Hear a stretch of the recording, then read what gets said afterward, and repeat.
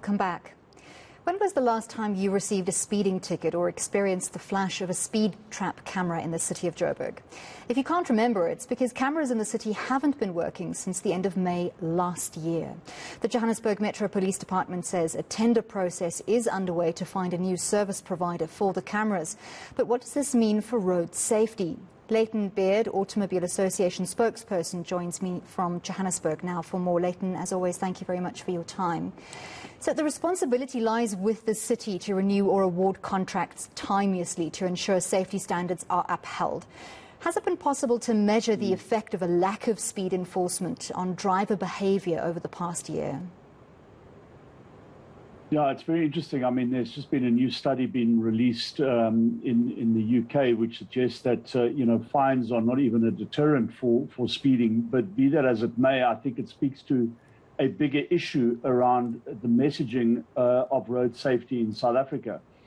You have one of the biggest metros in the country, and the message constantly to the public is speed kills, and we need to deal with it, and there's a need for people to adhere to speed limits.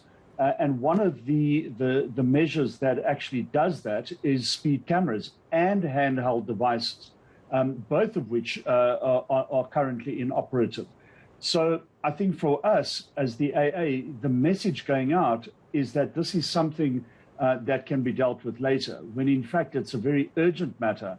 And it just sends a very poor message about the city's commitment to road safety.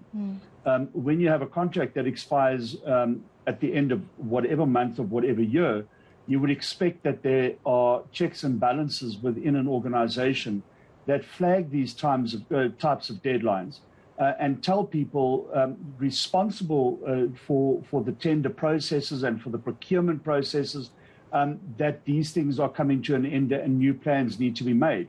We're a year down the line and the tender process is beginning now. It's basically putting the city of Joburg on the back foot. But I think for us, more importantly, it just sends such a poor message about their commitment to road safety, and it's not anything we can obviously abide by.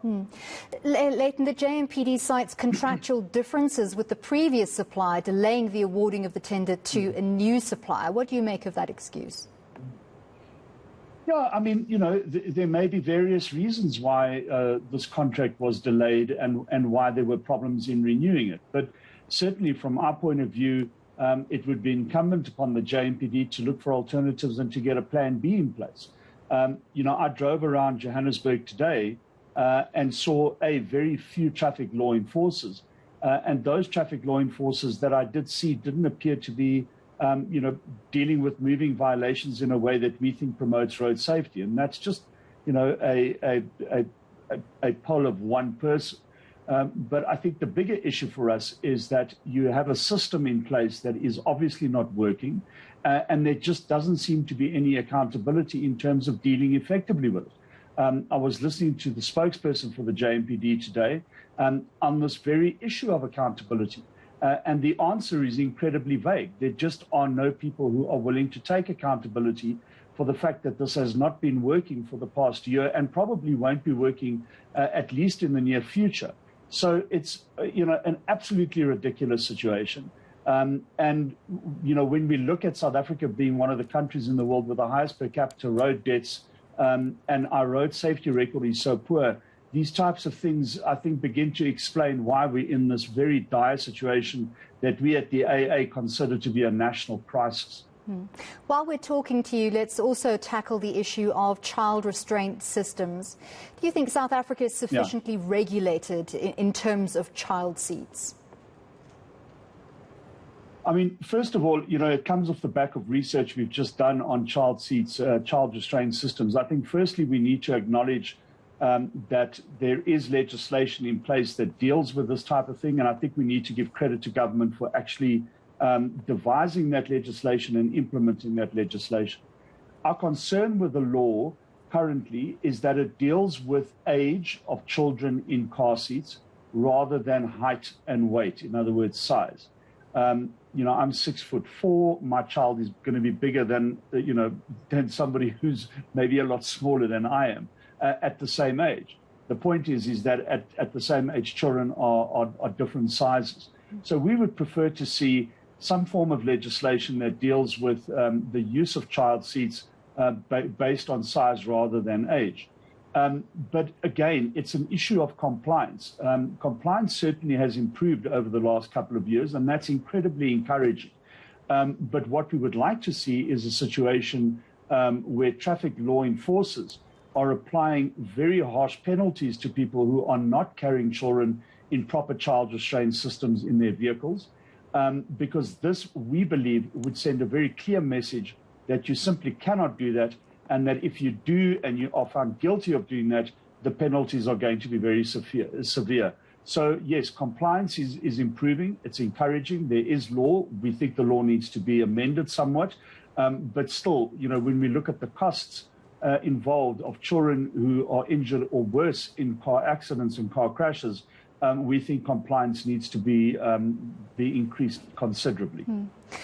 Enforcement of fines, of road rules, of vehicle roadworthiness, of seatbelt laws pertaining to adults and children, all of these things across the board seem to be a problematic thread within traffic departments across the country, and some more so than others, of course. I mean, you have situations in Johannesburg where, you know, people are stopped to check whether their license discs are up to date, but, you know, 500 meters down the road, taxis are skipping red robots. You know, there's very different rules of enforcement depending on the situation.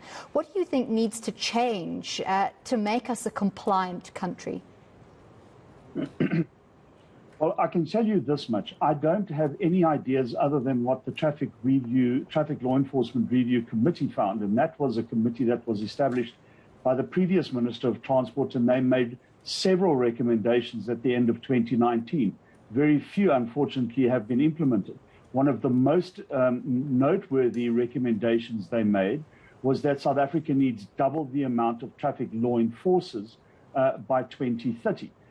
That would move the staffing of traffic law enforcement in South Africa to 50,000, which many may argue is still too little.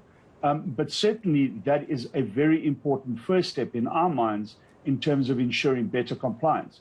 And then, you know, the next step is not trying to legislate yourself out of problems, as we see many times in South Africa, where laws are introduced with the hope that they will change driver behavior and ensure compliance. And a very good example of that is a law that government has proposed to reduce the alcohol level to 0, which is fantastic, but it's not going to change people's driving behavior or people's drinking behavior when they drive. The only thing that will change that behavior is A, proper enforcement, B, better lab work of blood results taken at the scene, and C, better prosecution of offenders.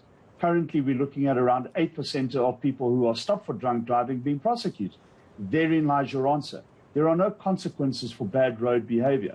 And I think from our point of view, we would like to see a more professional, better staffed traffic law enforcement across the country that is supported by a judiciary that understands that traffic offences are priority crimes, and again, also supported by laboratories that process things like blood very quickly to aid prosecution. Thank you so much for your time and for your insights. That was Leighton Beard, AA spokesperson. Those speed cameras in Johannesburg apparently set to be up and running again sort of by the end of July, hopefully.